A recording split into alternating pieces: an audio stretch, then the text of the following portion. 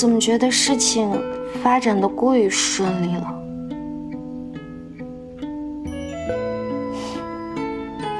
可能是老天爷看到我们经历了那么多挫折，给我们的一些补偿吧。那老天爷一定是给我了一份多年以来做好孩子的礼物。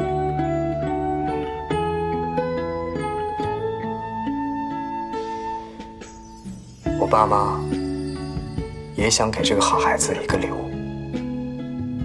什么呀？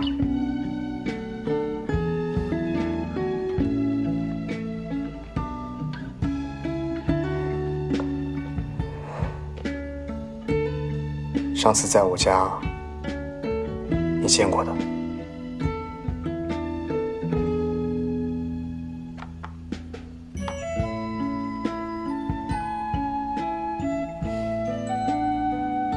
能把你娶回家，亲手给你戴上，我答应我爸妈的也算是做到了。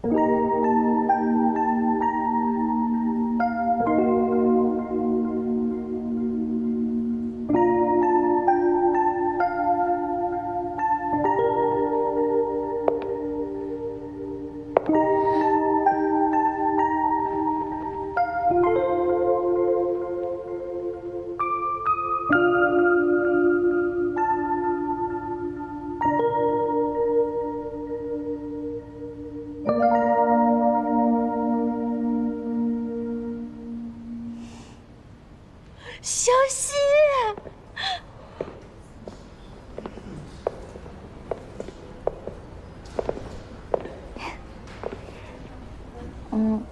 好看吗？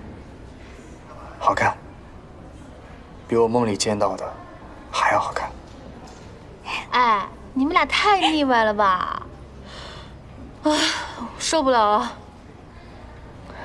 我觉得她没你穿婚纱好看。说什么呢？好，小希今天是最美的新娘。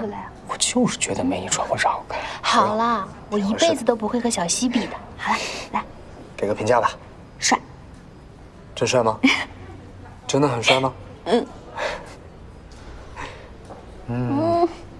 妆要花了，这身婚纱真的很漂亮。